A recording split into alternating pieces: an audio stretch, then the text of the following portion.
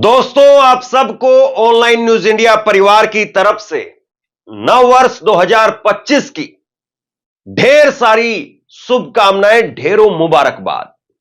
लेकिन सवाल यह है कि यह नया साल, यह 2025 का साल नरेंद्र मोदी जी के लिए, केंद्र में बैठी सरकार के लिए यह साल कैसा होगा? क्या केंद्र में बैठी नरेंद्र मोदी की सरकार इस साल को देश की खुशहाली का साल बना पाएगी, या जिस तरीके से लोगों पर महंगाई, बेरोजगारी और तमाम दूसरे तरीके से संकट गहराता जा रहा है, नरेंद्र मोदी के राज में यह संकट का एक और साल होगा? सवाल इस बात का है। हम उम्मीद करते हैं कि देश की बेहतरी का यह साल हो, देश को खुशहाली, देश के अंदर खुशहाली लाने वाला साल हो, देश के अंदर लोगों की महंगाई, बेरोजगारी कम हो, इस बारे में सरकार काम करे, ऐसा यह साल हो। लेकिन यह साल जैसे ही शुरुआत हो रही है, दो बड़ी खबर निकल करके सामने आई और दोनों खबर आपके सामने रखने वाला हूं। एक तरफ बीजेपी के मंत्री, भाजपा में ना जाने ऐसा कौन सा जो है वो वायरस घुस गया है कि उनको अपने लोग मुसलमान वो पाकिस्तान क्यों नजर आते हैं। बीजेपी के मंत्री ने, नीतीश राणे ने, उन्होंने भारत के ही एक अभिन्न अंग, एक राज्य को मिनी पाकिस्तान बता दिया, केरल को।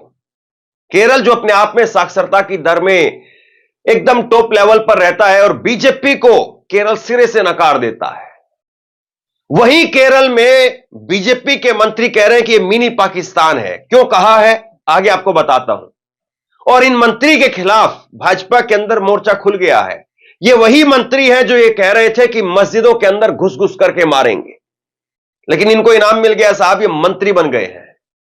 दूसरी बड़ी खबर जिस पर चर्चा होनी चाहिए, जिस पर बात होनी चाहिए, एक राज्य जो लगातार हिंसा में, आग में झुलस रहा है, जिसके लोग अपने घरों को छोड़ करके दर दर की ठोकरें खाने के लिए मजबूर हैं, लेकिन नरेंद्र मोदी अब मई के अंदर 2 साल पूरे हो जाएंगे, आज तक उस राज्य के अंदर पैर रखने की हिम्मत नहीं दिखा पाए।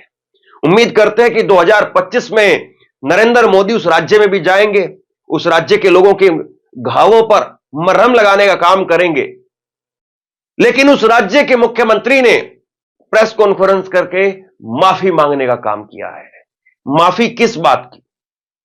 सवाल तो यह भी बनता है ना, माफी किस बात की? और माफी के साथ में क्या आपके पास में समाधान है?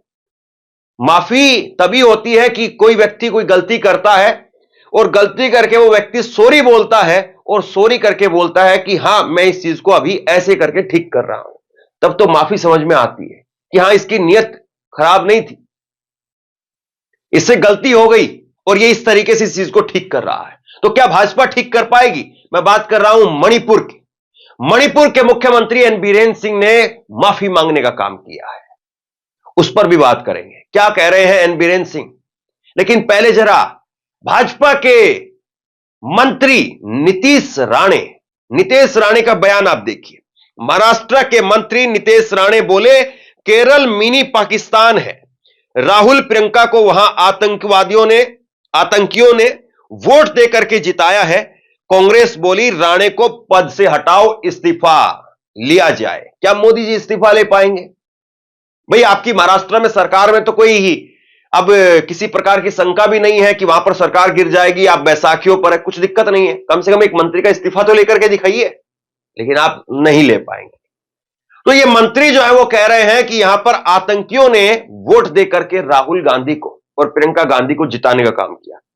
केरल के अंदर वायनाड की एक लोकसभा की सीट है, और वायनाड की सीट से राहुल गांधी 2 बार जीते, प्रियंका गांधी वहां से जीत करके संसद में पहुंच गई। और भाजपा के नेताओं को ना जाने क्या दिक्कत है, क्या मिर्ची लगती है कि जो भाजपा को वोट नहीं देता है, कभी कहते हैं कि तुम हिंदू नहीं हो, कभी कहते हैं कि तुम आतंकी हो, कभी कहते हो कि तुम जो है वो मुसलमान हो। ये इस प्रकार की जो प्रचलन है, नरेंद्र मोदी जी, देश को रोकिए, आप उस तरफ मत बढ़ाइए। ये जो देश में आप प्रवृत्ति लगातार बढ़ा रहे हैं, मुसलमानों के खिलाफ नफरत, जहर, गुस्सा, हिंसा, ये जो आपके मंत्री कर रहे हैं ना, नया साल का मौका है, एक नई पहल करिए, कुछ लोगों के इस्तीफे लीजिए, अपने आप स्थिति ठीक हो जाएगी। और अपने मन से खुद से माफी मांगिए कि आप इतने लोगों पर अत्याचार होते रहे और आप माफी नहीं मांग पाए। लेकिन चलिए, बीती ताही बिसार के आगे की सुध ले, तो कम से कम अब जो है वो आप ऐसे लोगों को रोकिए। और अभी भी ये नीतीश राणे की सफाई भी आई है।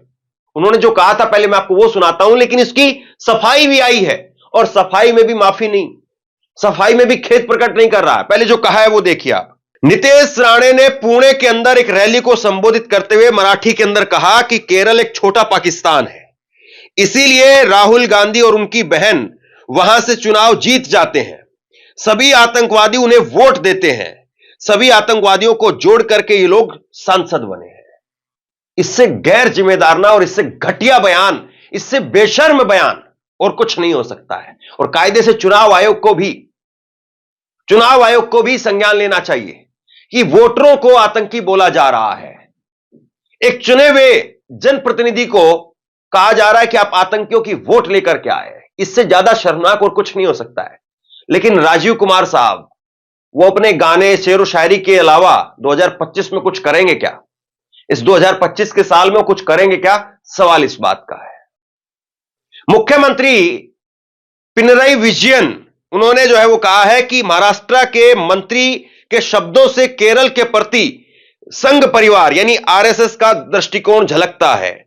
संघ परिवार का मानना है कि इस तरह से नफरत भरे अभियान चला करके वो उन जगहों को अलग थलग कर सकते हैं जहां से उसे नियंत्रण पाना मुश्किल हो जाता है। मंत्री नीतीश राणे अपने पद पर बने रहने के योग्य नहीं है। और आगे वो कहते हैं कि आश्चर्य की बात है कि देश पर शासन करने वाली पार्टी के नेतृत्व में मंत्री के बयान पर कोई प्रतिक्रिया नहीं दी। उन्होंने यह भी कहा कि राणे देश के संविधान का अपमान करके पद की शपथ की उल्लंघन कर रहे हैं। अब कहां संविधान को लोग मानते हैं भाई? अगर मानते तो फिर यह नौबत यहां तक थोड़ी ना आती। सवाल तो यह है ना कि ऐसे लोग अभी भी पद पर बने हुए हैं। भाजपा के अंदर ही राजीव चंद्रशेखर केरल से ही आते हैं, मोदी सरकार में मंत्री थे, अब की बार चुनाव हार गए। लेकिन वही है ना कि केरल में अगर जाना है आपको, केरल से ही आते हैं, तो विरोध तो आपको करना पड़ेगा। भाजपा के नेता क्या कह रहे हैं, उनकी जुबानी खुद से सुन लीजिए। मैं ये एकदम सहमत नहीं हूं कि केरल मिनी पाकिस्तान है। केरल गॉड जोन कंट्री है, वहां पे बहुत अच्छे लोग रहते हैं। हमारा कल्चर, हमारा जो वहां पे रहने देने का तरीका है एकदम इंडियन। इसके बाद में भी नीतीश राणे की सेहत पर असर नहीं पड़ा, क्योंकि वो जानते हैं ना, जितनी नफरत करेंगे, जितनी आग उगलेंगे, जितना जहर उगलेंगे, उतना ही ऊपर उनको प्रमोशन मिलेगा। पिछली बार उन्होंने कहा था मस्जिदों में घुस घुस करके मारेंगे, मंत्री बन गए। अब वो और कह रहे हैं हो सकता है मोदी जी अपने कैबिनेट में बुला ले। ये बात कहने में बड़ी बुरी लगती है, चुभती भी है, लेकिन मौजूदा दौर की शायद यही सच्चाई है। अब उन्होंने क्या कहा है अपनी सफाई में, जरा देखिए। वो विपक्षी पार्टियों की तरफ से जब आलोचना की गई तो उन्होंने सफाई दी, और सफाई दी तो उन्होंने क्या कहा, सुनिए। केरल हमारे देश का अभिन्न अंग है। हिंदुओं की घटती आबादी एक ऐसी चीज है जिसकी चिंता सभी को करनी चाहिए। हिंदुओं को ईसाई और मुसलमान बनाना वहां रोज की बात हो गई है। लव जिहाद के मामले भी बढ़ रहे हैं। मैं स्थिति की तुलना पाकिस्तान में हिंदुओं के साथ किए जाने वाले व्यवहार से कर रहा था। अगर केरल में भी ऐसी स्थिति पैदा होती है तो हमें इस पर विचार करना होगा। मैं सिर्फ तथ्य बता रहा था ताकि सभी को स्थिति का पता चल सके। मैंने जो कुछ भी कहा वह तथ्यों पर आधारित है। कांग्रेस को मुझे गलत साबित करने दीजिए। दरअसल ये जो बात है ना, ये ऐसी नहीं कि कोई नई निकल करके आ गई, इन्होंने कोई नई बात कह दी।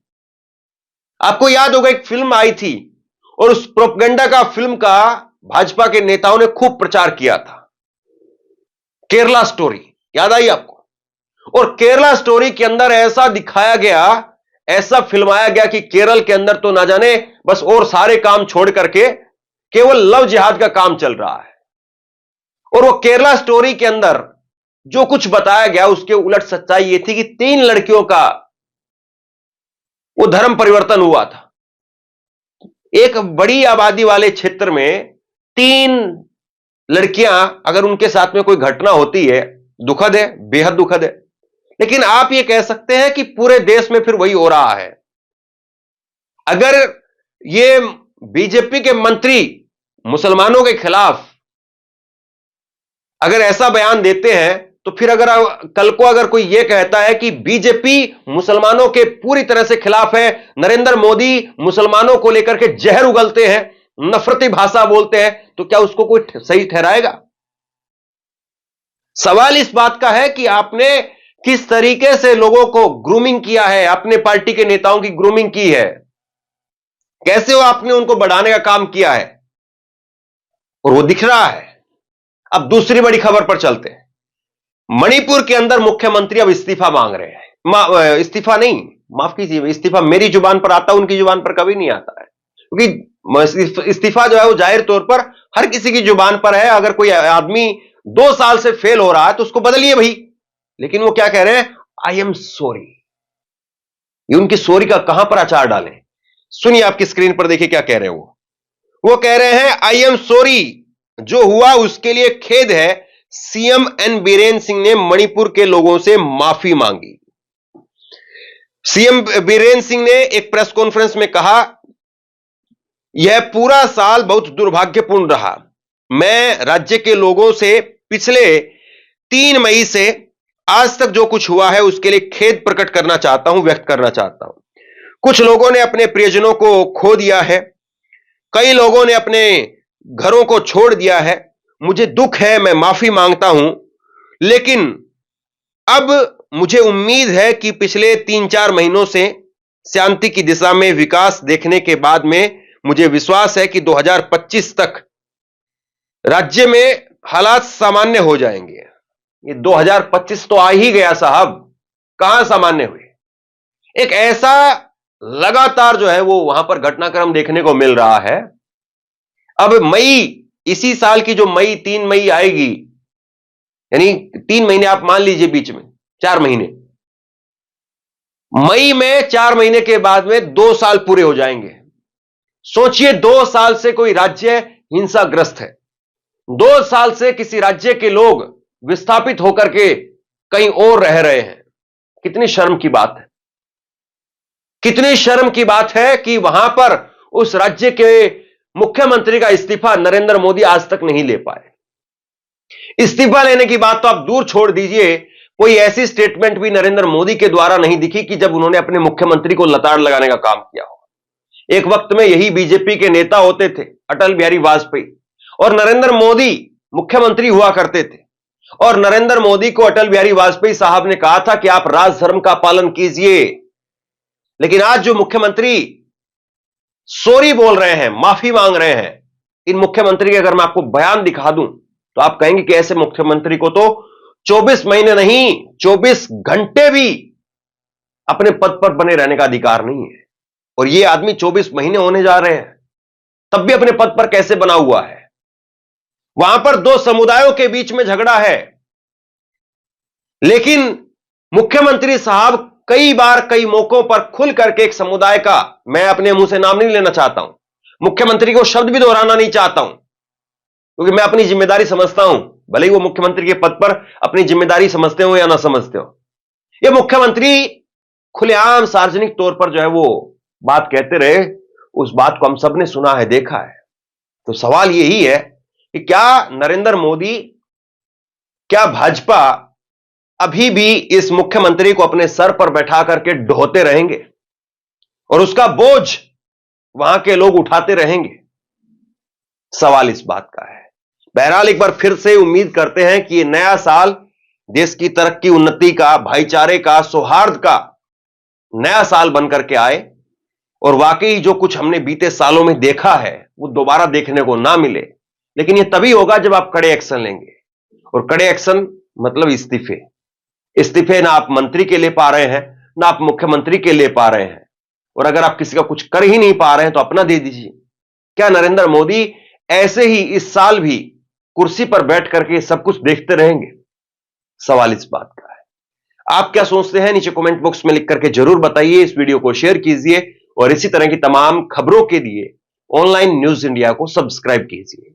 आपका बहुत बहुत धन्यवाद।